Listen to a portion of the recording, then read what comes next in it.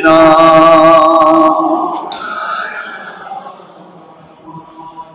الحمد لله والصلاة والسلام على رسول الله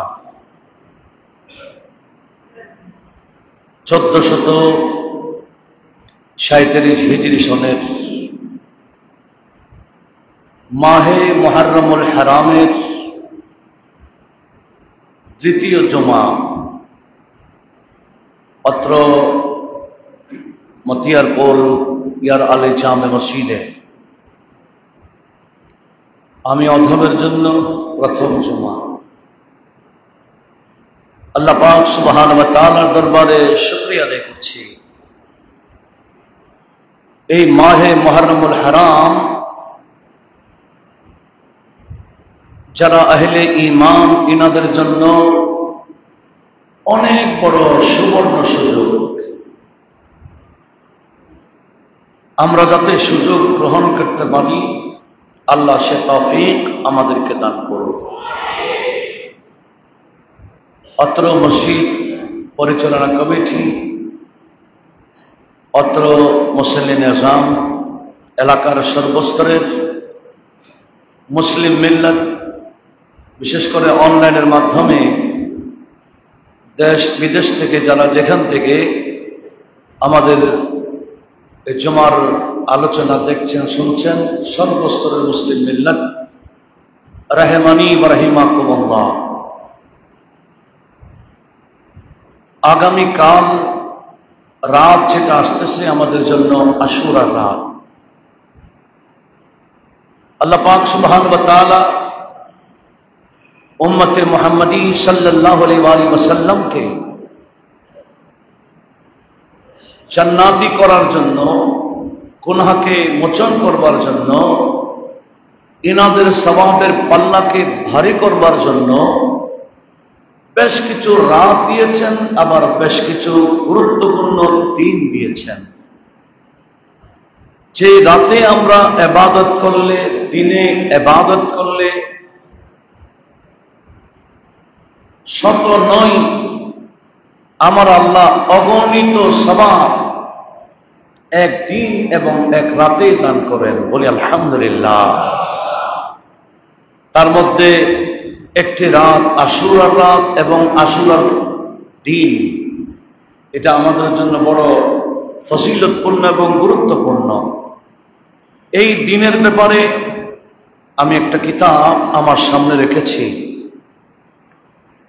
আল্লামা আহমদ বিন রাজব আল হাম্বলি, উনিও আজ থেকে প্রায় 700 বছর আগের লতাইফুল মাআরিফ ফিমা আল মামাসিমুল আম্মি মিনাল ওয়াজায়েফ, সেই কিতাব থেকে আমি আপনাদেরকে শোনাবো ইনশাআল্লাহ। এখানে 54 নং পৃষ্ঠার মধ্যে একটা হাদিস নোট করেছেন। আমার নবীজি ইরশাদ করেছেন, হযরত আবু হুরায়রা রাদিয়াল্লাহু তাআলা আনহু এই হাদিস বর্ণনাকারী,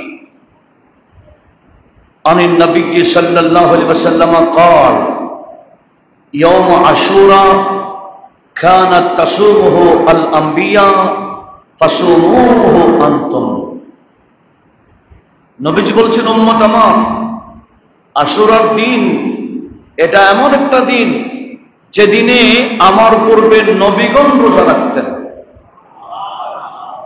যেদিন আল্লাহর নবীগণ রোজা রাখতেন, বিদায় আমার নবীজি বলেছেন কি,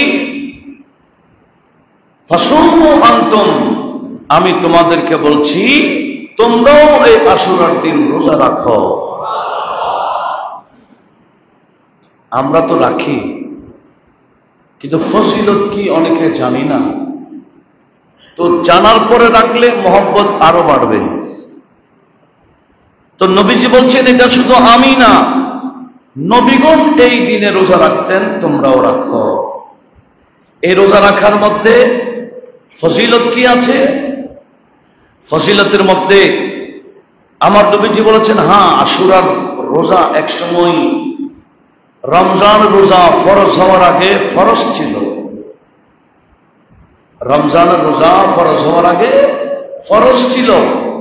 আর মাহে রমজানের রোজা যখন আমার আল্লাহ ফরজ করে দিয়েছেন, আশুরার রোজাকে আমার আল্লাহ বলেন এটা এবার তোমাদের ইখতিয়ার, রাখলে রাখো, না রাখলে তোমাদের বিষয়, রাখতেই হবে এরকম বিষয় না, কিন্তু মাহে রমজানের রোজা রাখতেই হবে। আশুরার রোজার ব্যাপারে আমার নবীজি বলেছেন, হাদা ইয়াউমু আশুরা, আশুরার দিন নবীজি তাকরীর করছেন, খুতবা দিচ্ছিলেন, আর বললেন হাদা ইয়াউমু আশুরা, হে আমার উম্মত এটা আশুরার দিন। ওয়ালাম ইয়াকতুবিল্লাহু আলাইকুম সিয়ামাহু, এই আশুরার দিন রোজা রব্বুল আলামিন তোমাদের জন্য ফরজ করেন নাই। লাম ইয়াকতুব, কিন্তু রোজার ব্যাপারে বলেছেন কুতিবা আলাইকুম আসিয়ামু, রমজানের মধ্যে রোজা ফরজ, কিন্তু আশুরার রোজা লাম ইয়াকতুবিল্লাহি লাম ইয়াকতুবিল্লাহু আলাইকুম সিয়ামাহু, এই আশুরার দিন রোজা রব্বুল আলামিন ফরজ করেন নাই। ওয়া আনা সায়েমুন, ফরজ না করলো আজ আশুরার দিন আমি নবী রোজাদার। আল্লাহ ফরজ করেন নাই, কিন্তু আমি রোজা রাখছি। আর কি বললেন, ফামান শাআ ফালইয়াসুম ফামান শাআ ফালইফতির, আমি নবী তোমাদের জন্য বলে দিলাম, আমি তো রোজা রেখেছি, এবার তোমাদের ইখতিয়ার, তোমরা চাইলে রাখো, না চাইলে তোমাদের ইচ্ছা। রাখলে তো ব্যাপক ফজিলত রয়েছে। ফজিলত কত আমার নবীজি ফজিলত বয়ান করতে গিয়ে হাদিসে পাকে আছে, নবীজি বললেন, হে আমার উম্মত শুনো,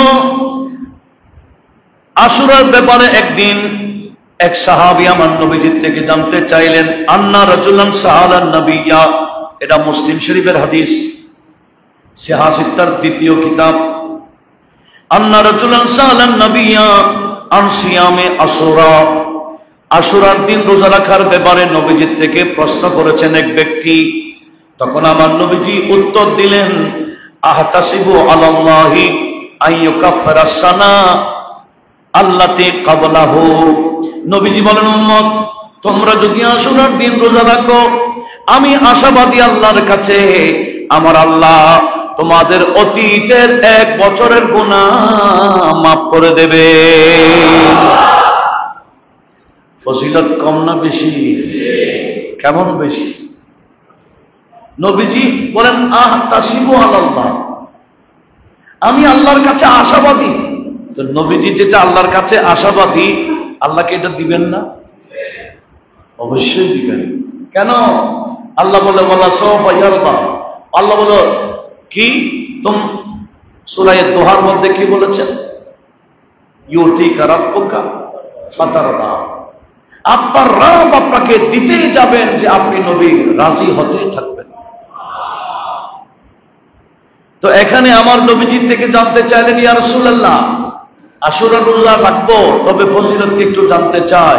নবীজি বলেন, আল্লাহর কাছে আশাবাদী যে আমার উম্মতের অতীতের 1 বছরের গুনাহ আল্লাহ মাফ করে দিবেন। এরপরে আমার নবীজি বললেন কি, উম্মত শোনো, এক আশুরার রোজা এক সাহাবী বলেন, হযরত ইবনে আব্বাস থেকে এই হাদিসটা বর্ণনা হয়েছে। হাদিসটি ইমাম তাবরানী আল মু'জামুল কাবীরে নোট করেছেন। এক সাহাবী বললেন, ইয়া রাসূলুল্লাহ আপনি বলতেছেন আশুরার দিন রোজা রাখার জন্য, আবার আপনি বলেছেন খালিফুল ইহুদা ওয়ান নাসারা, আপনি তো বলেছেন ইহুদি নাসারার বিপরীত করার জন্য। খালিফুল ইহুদা ওয়ান নাসারা, ইহুদি এবং নাসারার বিপরীত চলবা, এরা যা করবে তোমরা তা করিও না। হুজুর আপনি তো সেটা বলেছেন, আমরা তো জানি আশুরার রোজা যে রোজা ইহুদিরা রাখে, তো ইহুদিরা রোজা রাখে আমরাও রাখবো, তো এদের মুয়াফিক তো হয়ে যাচ্ছে, এদের মত হয়ে যাচ্ছে। আপনি তো বলেছেন ইহুদিদের বিপরীত চলার জন্য, বিপরীত করার জন্য। তা আমার নবীজি বলছেন, হ্যাঁ ইহুদিদের বিপরীত করার জন্য আমি যেটা বলেছিলাম এখনো সেটা বলছি। হ্যাঁ, আশুরার দিন ইহুদিরা রোজা রাখে আর তোমরাও রাখলে এদের সাথে মিলে যায়, এমন কাজ করতে হবে যাতে তাদের সাথে না মিলে। এরা রাখে একটা আর তোমরা রাখবে দুইটা। এরা রাখে একটা আর তোমরা রাখবে, তখন তাদের সাথে আর মিলবে না। একটু জোরে বলি না সুবহানাল্লাহ। সেজন্য নবীজি বলেছেন, এ আমার সাহাবা শোনো, আমি যদি নবীজি বললেন বাকাইতু ইলা কাবিলিন, আগামী বছরে আমি যদি তোমাদের সামনে প্রকাশ্যভাবে থাকি, তাহলে আমি বলে দিলাম লা আসুমান্না তাসিয়া ওয়াল আশরা, আমি 9 এবং 10 2 তারিখ রোজা রেখে ইহুদিদের বিপরীত করে যাব। 10 তারিখও রাখবো, 9 তারিখও রাখবো। তো নবীজি যখন বলেছেন 9 তারিখও রাখবো, 10 তারিখও রাখবো, আমরা কয়টা রাখবো? ইনশাআল্লাহ বলি। শুধু আমরা নিজেরা রাখবো? পরিবারের প্রতিটা সদস্যকে রাখার উদ্বুদ্ধ করব। আমরা শুধু নিজেদের গুনাহ মাফ করাইবো, এদের গুনাহ মাফ করানোর দরকার আছে না? তাহলে গোটা সপরিবার বলে এটা কোনো ফরজ না, নফল। নফল হলো এত গুরুত্ব, অতীতের 1 বছরের গুনাহ আমার আল্লাহ একদিনেই মাফ করে দিবেন। আল্লাহ আমাদের সবাইকে এই আশুরার রোজাটা রাখার তৌফিক দান করুন। সেজন্য ইমামে আজম, ইনিকে আমাদের ইমাম, ইমামে আজম আবু হানিফা, উনি আশুরার রোজা একটা রাখাকে মাকরুহ বলেছেন। এই কিতাবের 60 নং পৃষ্ঠাতে রয়েছে, ওয়াকারিহা আবু হানিফাতা ইফরাদুল আশর, শুধুমাত্র 10 তারিখে রোজা রাখা, ইমামে আজম এটাকে মাকরুহ বলেছেন। কেন? ওই নবীজি বলেছেন কার সাথে মিলে যায়? ইহুদিদের সাথে মিলে যায়। তোমার রোজা রাখার ক্ষেত্রেও যাতে ইহুদিদের সাথে না মিলে। কিন্তু দুঃখের বিষয়, এখন তো অধিকাংশ মুসলমান ইহুদিদের অনুসরণ করছে। নারী বলেন, পুরুষ বলেন, এদের চলন ধরন, এমনকি ড্রেস, চুল রাখার ক্ষেত্রে, দাড়ি রাখার ক্ষেত্রে, এমনকি কাপড় চোপড়ের ক্ষেত্রে নবীজির সুন্নাহ দেখে না, ও ইহুদিদের অনুসরণ করছে। আর আমার নবীজি বলেন, মান তাশাব্বাহা বিকওমিন ফাহুয়া মিনহুম, যারা দুনিয়াতে যাদের অনুসরণ করবে কবরে হাসরে তাদের সাথেই থাকবে। আর নবীজি বলেন, আমার অনুসরণ করো, আমার সাথে জান্নাতে থাকতে পারবা। আল্লাহ আমাদের প্রতিটা ক্ষেত্রে নবীজির সুন্নাহ পালন করার তৌফিক দান করুন। শুধু নিজে পালন করব না, বাচ্চাদেরকে শিখাবো, ছোট থেকে শিখাইতে হবে। নবীজির সুন্নাহ, ডান হাতে খাও, ডান দিয়ে শুরু করো, এটা নবীজির কি? কেন? নবীজি বলেন তায়াম্মানু ফি কুল্লি শাই, প্রত্যেকটা বিষয়ে ডানকে দেখো। হাত্তা ফিত তানাউলে, এমনকি জুতা পায়ে দেওয়ার সময়ও ডানটা কোনটা দেখো। সেজন্য ছোট থেকে বাচ্চাদেরকে যখন বলবেন, আব্বু আম্মু এটা ডান, এটা থেকেই শুরু করো, ছোট কাল থেকে যখন ডান শিখাই দিবেন, ওই ছোট থেকে আস্তে আস্তে যখন বড় হবে, কখনো এরকম বাম হাতে পানি আর পান করবে না, চা খাবে না, কফি পান করবে না। কথা বলুন ঠিক কিনা?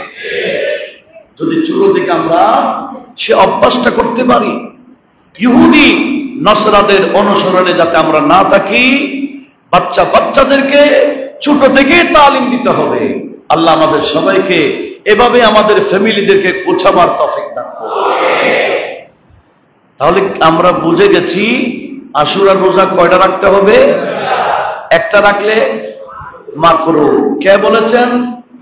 ইমামে আজম আবু হানিফা, যার অনুসারী আমরা। আসুন, সেই আশুরার রোজা শুধু আমরা রাখি না, এই কিতাবের মধ্যে আসতেছে আশুরার দিন রোজা জীবজন্তুরাও রাখে। কারা? জীবজন্তুরা রাখে। এই কিতাবের 61 পৃষ্ঠাতে রয়েছে ওয়ারুবিয়ানিল কাদের বিল্লাহি খলিফা আল আব্বাসি, আব্বাসি খলিফার একজন প্রসিদ্ধ খলিফা যার নাম কাদের বিল্লাহ, ওনার থেকে বর্ণিত আছে আন্নাহু যারা আলাহু মিসলু যালিকা, আন্নাহু আজবা মিনহু, একটা ঘটনা ওনার সাথে ঘটে গেছে, যে ঘটনার কারণে উনি বড় আশ্চর্য হয়ে গেছিলেন। ফাসালা আবুল হাসান আল কাজুনি আস-সাহেদ, অতঃপর উনি হাসান কাজুনি সাহেদকে জিজ্ঞেস করেছেন, বলে হুজুর আমি শুনেছি আশুরার দিন পশুরা পাখিরাও রোজা রাখে, এটা কি ঠিক?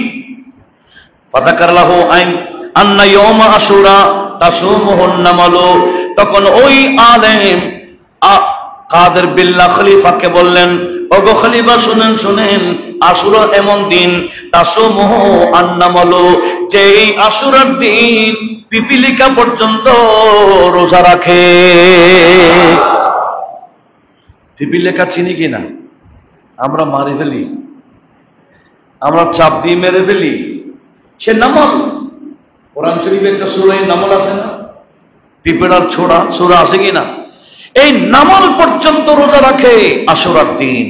নয় আবু মুসা আল মাদানী ওনার সনদে বর্ণিত আসছে, হযরতে কায়েস বিন ওবাদ উনি বর্ণনা করেছেন, এই খবর আমার কাছে আসছে যে ওয়াহুশ যারা, হিংস্র প্রাণী যারা, এরাও আশুরার দিন রোজা রাখে। বাঘ, সিংহ, এরকম হামলাওয়ার হিংস্র প্রাণী যারা আছে আল ওয়াহুশ, এই ওয়াহুশরাও আশুরার দিন রোজা রাখে। এটা বর্ণনা আসছে আন রাজুলিন আতা আল বাদিয়া ফি ইয়াউমি আশুরা, উনি একদিন গ্রামে গেছেন, গ্রামে যাওয়ার পরে দেখলেন ফারা কওমান ইয়াসবাহুনা সাবাইহ, কিছু বান্দা জবেহ করছে, বিভিন্ন কিছু ছাগল দুম্বা এগুলো জবেহ করছে। তো সবে ফাসালাহুম আন যালিকা, তো জিজ্ঞেস করা হয়েছে আশুরার দিন আজকে এভাবে এতগুলো পশু জবে করছেন কেন? তখন ফাখবারুহু আন্নাল ওয়াহুশা সায়মা, এ ভাই আজকে হিংস্র প্রাণীরা রোজা রেখেছে, হিংস্র প্রাণীরা রোজা রেখেছে, বিদায় এই ছাগল দুম্বা এগুলো জবে করেছি হিংস্র প্রাণীদের জন্য। বলে কেমন কথা, হিংস্র প্রাণীদের জন্য জবে করেছেন? বলে হ্যাঁ। বলে আজকে আশুরার দিন হিংস্র প্রাণীরা রোজা রেখেছে। বলে আচ্ছা, আপনার বিশ্বাস না হলে আমি আপনাকে দেখাচ্ছি, আমাদের সাথে চলুন। একটু জোরে বলুন। তখন বলে ইযহাব বিনা নারাকা, চলুন আমাদের সাথে, আপনাকে আমরা দেখাবো আশুরার দিন হিংস্র প্রাণীরা কিভাবে রোজা রাখে, প্র্যাকটিক্যাল দেখাবো। এই কথা বলে ফাদাহাবু বিহি ইলা রাউদাতিন, তারা একেবারে ভিতরে একটা বাগানের ভিতরে চলে গেলেন। বাগানের ভিতরে চলে গিয়ে আর ওই যে হাইওয়ান জবে করেছে, পশু জবে করেছে, এই পশুর মাংসগুলো ভিতরের মধ্যে রেখে দিলেন। জোরে বলুন সুবহানাল্লাহ। সে বাগানের ভিতরে মাংসগুলো রাখলেন, রেখে বলে আমরা দূর থেকে দেখব। এরা দূর থেকে অবস্থান করে দেখছেন যে মাংসগুলা এখানে আছে। হিংস্র প্রাণীরা মাংস থেকে ছুটে আসছে, কিন্তু একটা প্রাণীও মাংস খাচ্ছে না। একটু জোরে বলুন আল্লাহু আকবার। বাঘ আসছে, খাচ্ছে না। সিংহ আসছে, খাচ্ছে না। এই হিংস্র প্রাণীরা আসছে, এই মাংস সামনে আছে কিন্তু খাচ্ছে না। ফালাম্মা কানা বাদাল আসর জাতিল ওয়াহুশ, আসরের পরে হিংস্র প্রাণীরা এসে গেল। মিন কুল্লি ওয়াজহিন, চতুর্দিক থেকে। ফাআখাতা বির-রাওদা, এমনকি ওই বাগান ঘেরাও করে ফেলেছে, কিন্তু একজনও লাম ইয়াকুল মিনহা, সেই মাংস একটা প্রাণীও খাই নাই। হাত্তা ইদা গারাবাতি শামসু, সূর্য যখন ডুবে গেল, সূর্য যখন অস্তমিত হলো, তখন ওই হিংস্র প্রাণীরা খাওয়া শুরু হয়। কি বুঝলাম? আশুরার দিন এমন দিন যে প্রাণীরা পর্যন্ত রোজা রাখে, আর আমরা সেদিন খাইলে কি হবে?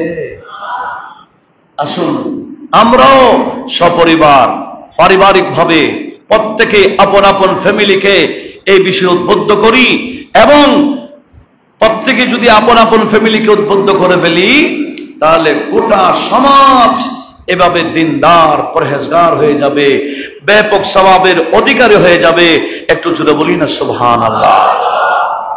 এই কিতাবের মধ্যে আরো আসছে, এক বান্দা, নেক বান্দা, উনি ঘুমায় গেলে ঘুমের মধ্যে দেখতেছেন, কারণ নেক বান্দাদের ঘুম স্বপ্ন নবুয়তের 46 ভাগের 1 ভাগ। আমরা গুনাহগার বান্দাদের স্বপ্নটা দলিল না হতে পারে, কিন্তু আল্লাহর নেক বান্দাদের স্বপ্ন কি? নবুয়তের 46 ভাগের 1 ভাগ। সেজন্য আল্লাহর নেক বান্দাদেরকে অনেক সময় আমার আল্লাহ শুভ সংবাদ দেয় ঘুমের মাধ্যমে। আর একটু জোরে বলি, যেমন এই কিতাবের মধ্যে আসছে, রবিয়া বাদুল উলামা আল মুতাকাদ্দিমিন ফিল মানামি ফাসুইলা আন হালিহি ফাকালা গুফিরা লি বিসিয়ামি আশুরা 60 সানা। একজন বান্দাকে দেখতে পেলেন একজন আলেমে স্বপ্নে যোগে। ওনার এলাকার এক ব্যক্তিকে দেখলেন, ভাই আপনি তো মারা গেছেন, মারা যাওয়ার পরে আল্লাহ আপনার সাথে কেমন আচরণ করেছেন, আপনার কবরের অবস্থা কি? ওই ব্যক্তি বললেন, হুজুর আমি আসার পরে কবর এটা জান্নাত হয়ে গেল, আল্লাহ আমার জীবনের গুনাহ মাফ করে ফেলেছেন। কেন কেন জানেন? গুফিরা লি বিসিয়ামি আশুরা 60 সানা। আমি 60 বছর লাগাতার, 1 বছরও গ্যাপ চাই নাই, 7 বছর লাগাতার আমি আশুরার রোজা রেখেছিলাম। এটার কারণে আমার আল্লাহ আমার জীবনের গুনাহ মাফ করে দিয়েছে।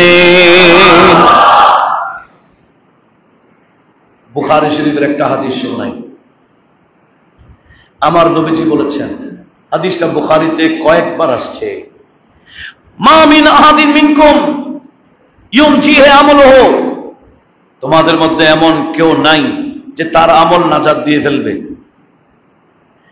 আমলে নাজাত দেবে এরকম কেউ নাই। তবে আমল করতে হবে কিনা? ফরজগুলো আদায় করতে হবে, ওয়াজিবগুলো আদায় করতে হবে, সুন্নতে মুআক্কাদাগুলো আদায় করতে হবে। কোন আমলের কারণে আল্লাহ মাফ করে দেয় আমরা নিজেরাও জানি না।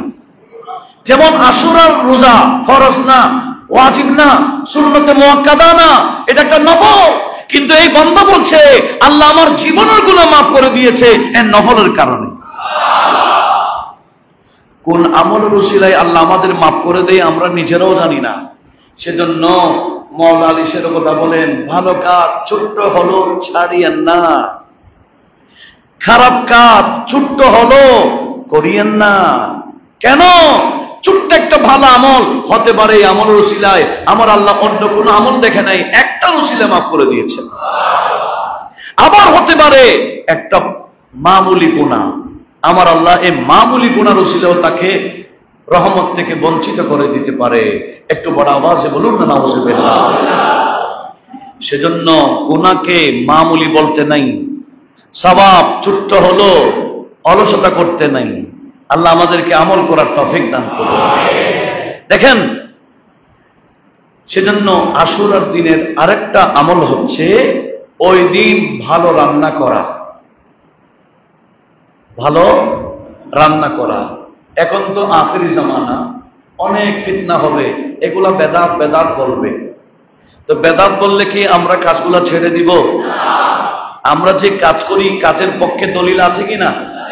শুনেন হাদিসে পাকে কি রয়েছে। আমার নবীজি বললেন, মান ওয়াসা আলা আহলিহি ইয়াউমা আশুরা ওয়াসাল্লাহু আলাইহি সায়রা সানা। কোন বান্দা নিয়ত করেছে আজকে আশুরার দিন আমি আমার পরিবারকে ভালো খাওয়াবো, আশুরার দিন ভালো ব্যবস্থা করব, আমার আল্লাহ আমার নবীজি বলেন আশুরার দিনকে গুরুত্ব দিতে গিয়ে ভালো খাবারের ব্যবস্থা করেছেন। এই একদিনের উসিলায় আমার আল্লাহ গোটা বছর তার জন্য রিজিকে প্রশস্ত করে দেবে। একদিন রিজিক প্রশস্ত করলে পুরা বছরে প্রশস্ত করে দিবেন কে?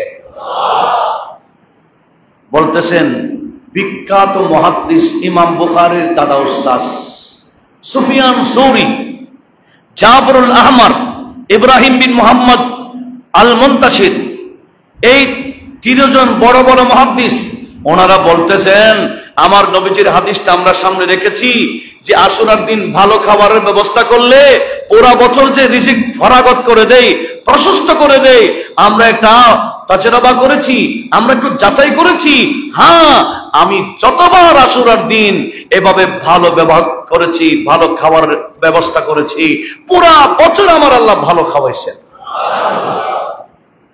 সেজন্য উনি বলেন জাররাব না ফাওয়াজাদ না, আমরা এটা যাচাই করেছি, যথাযথ পেয়ে গেছি। তো ভালো খাবার দিনে করবেন, দিনে কি খাওয়াবেন না। আশুরার দিন রান্না করবেন ঠিক, এটা দিয়ে ইফতারি করেন, এটা তো, অথবা আশুরার রাত সাহারির ব্যবস্থা করেন ভালো খাবার দিয়ে, দেখবেন আমার আল্লাহ রিজিকের মধ্যে প্রশস্ত করে দেবেন। বলেন ইনশাআল্লাহ। দেখেন আশুরার দিন অনেক নবী রাসূলদের মুসিবত আসছে, আল্লাহ ওনাদেরকে উদ্ধার করেছেন। তবে শরীয়তের ফয়সালা কোন মুসিবতকে কেন্দ্র করে আহাজারি করার, যেটাকে মাতম বলে, এই মাতম করার আমাদের শরীয়ত ইসলামিয়ার মধ্যে সুযোগ রাখে নাই। আমরা আহলে বাইত রাসূলের মহব্বত করি, ভালোবাসি, সেজন্য আহলে বাইতের প্রেমে আমরা হাই হুসাইন বলে নিজের শরীরের উপর আঘাত করে কোন ধরনের কি মাতম করি না।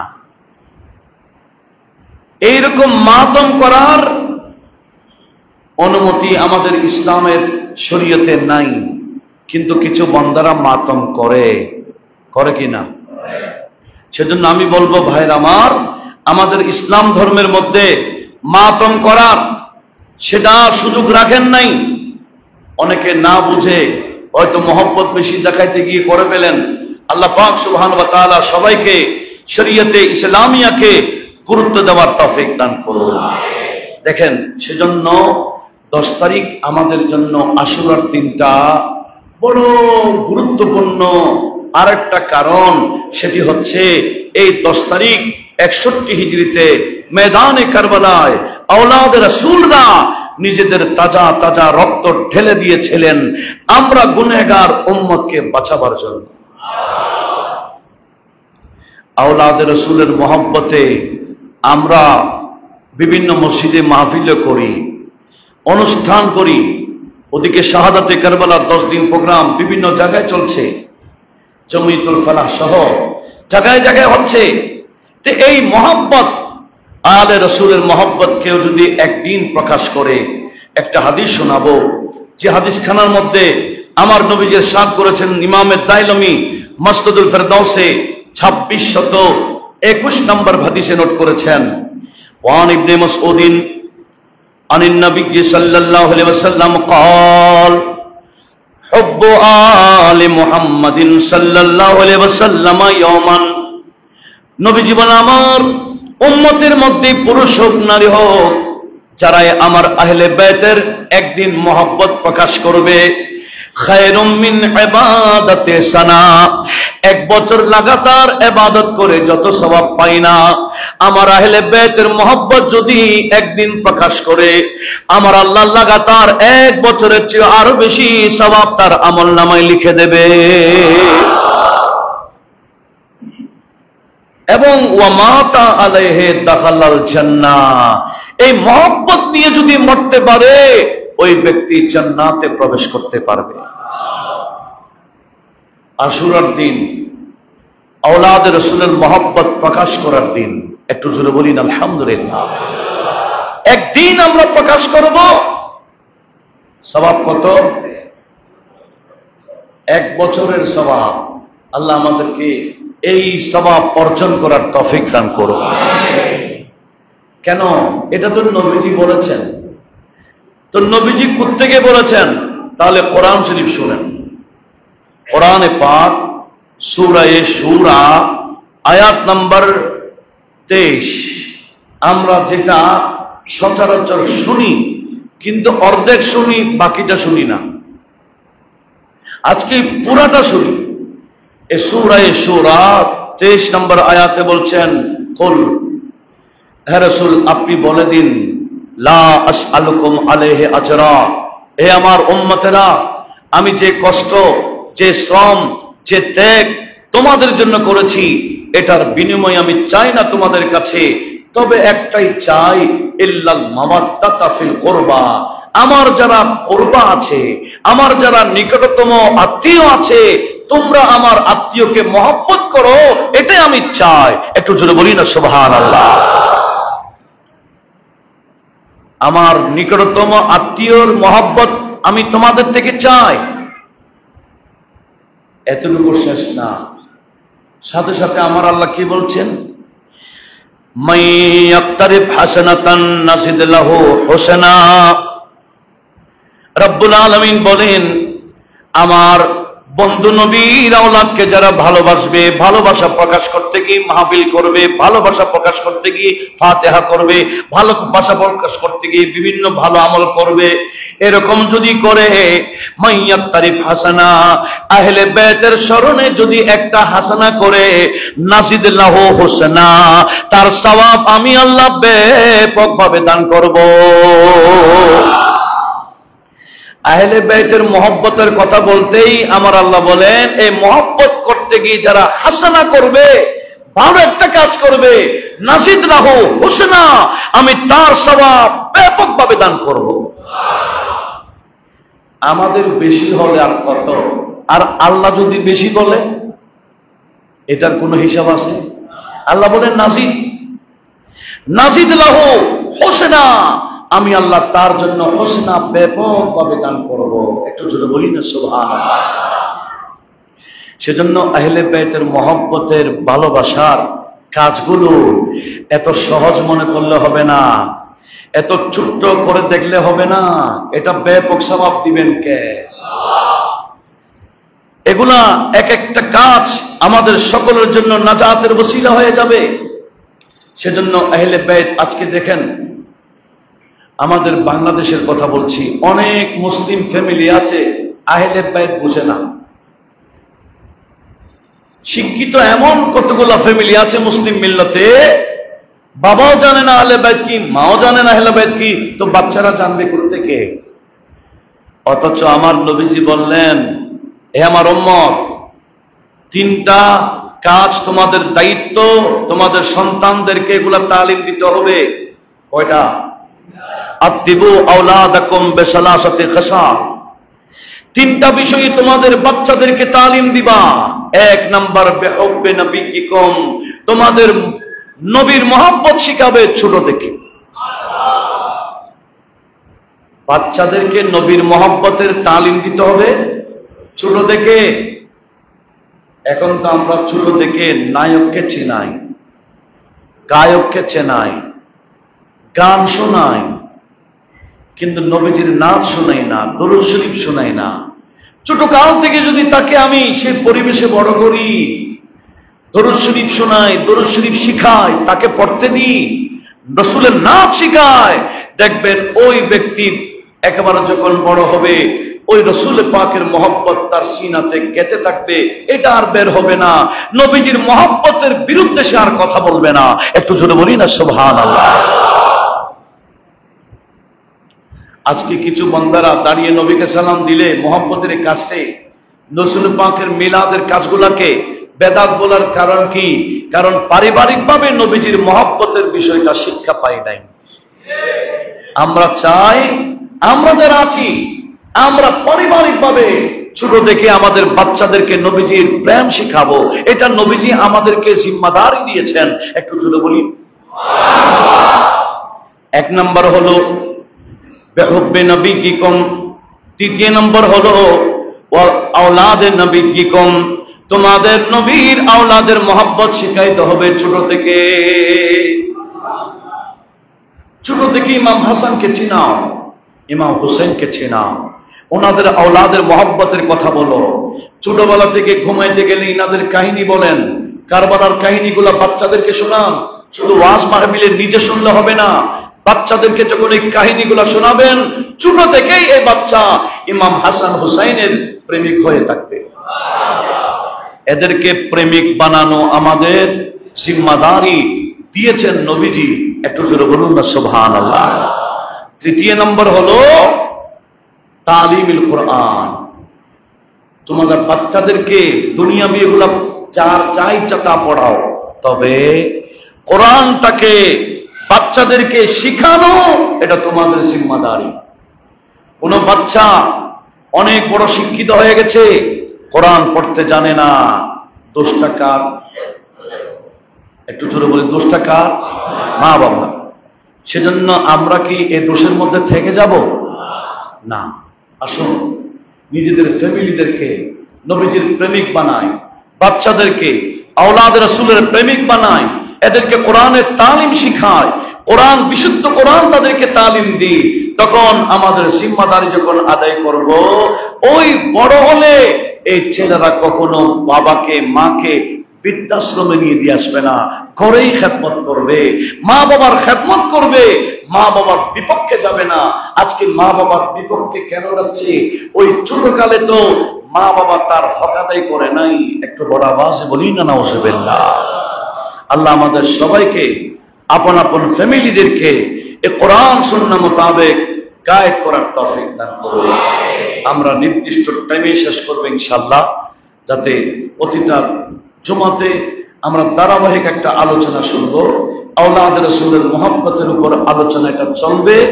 আল্লাহ পাক শুনে নিজেরও এই মহব্বত ধারণ করব, বাচ্চাদেরকেও আমরা সে মহব্বত শিখাবো। আল্লাহ আমাদের সে তৌফিক দান করুন।